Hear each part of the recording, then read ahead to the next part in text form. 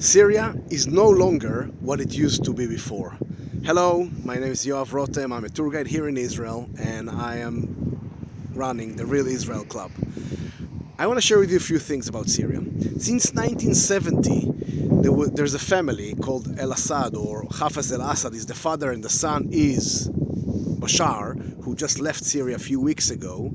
They controlled Syria. They took it, and they were kind of like a monarchy almost. They were presidents, they were elected, but in fake elections.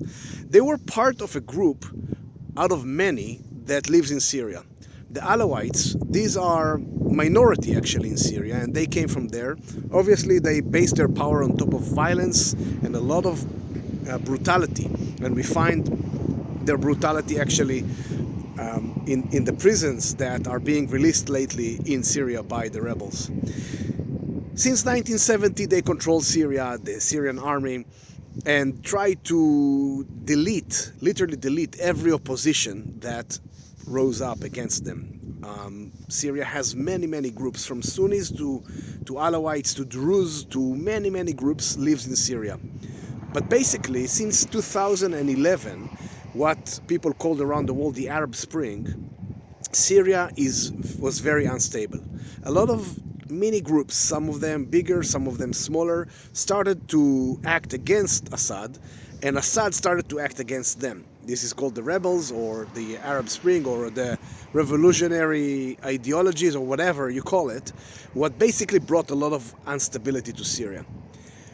This will caused by groups like ISIS and like local Al-Qaeda organizations and some other small organizations, including some forces that some of you know as the Kurds that are coming from the northern part of Syria and southern Turkey and Iran and Iraq. They want their own independence, and they have their own forces. All of this soup of people, crazy disagreements and a lot of things is developing to what we have today. Since 2017-18, Bashar al-Assad regime was actually more stable thanks to the Russian forces and the Iranian support with their proxy cause Hezbollah. They basically built a huge army around Israel in a goal to attack Israel. But what happened a few weeks ago is that these, what we call the revolutionary or the opposition to Assad, they started with a support by Turkey, attack from the north and get all the way to Damascus, pushing Assad out of Syria. I'm standing here on the border between Israel and Syria on the Golan Heights. You can see this beautiful mountain called Mount Hermon, and when you ask yourself, what did I hear about Israel getting into Syria? What Israel is doing? Israel throughout all the years was trying to keep its own security and its own people's security. Basically what you see down here is a UN base. These are all cultivated Israeli areas. And the border is right at the end. We can see the border over here with a fence. The fence was not there before 2011. Mount Hermon is the highest mountain in Israel. This is the peak in Israel.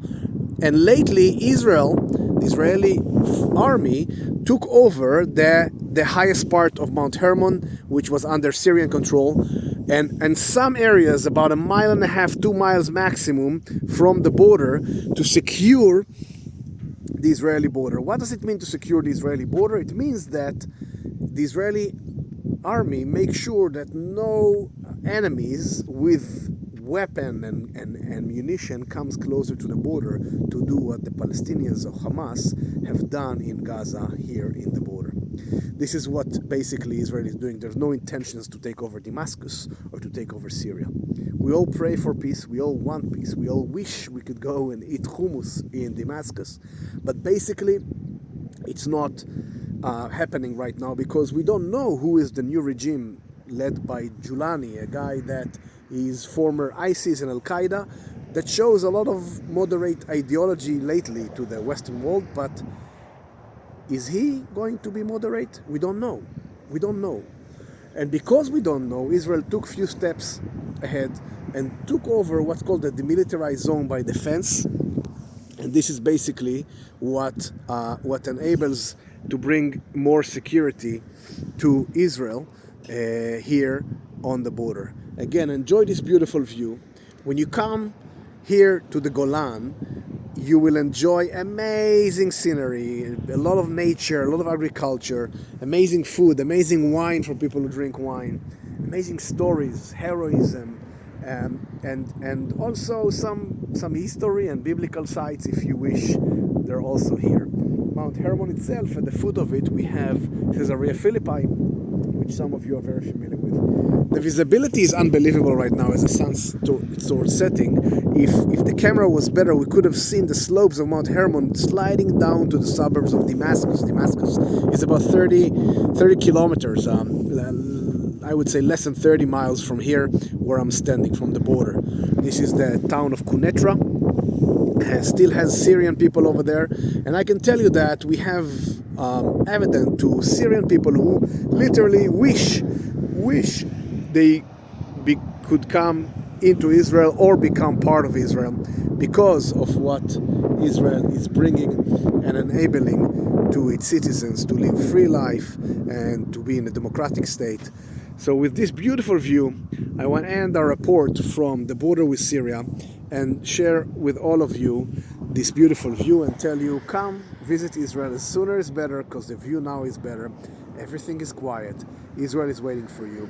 I can be your boots on the ground, but you really want to put your boots on the ground to see it live and real, with all the history and all the stories and the real people.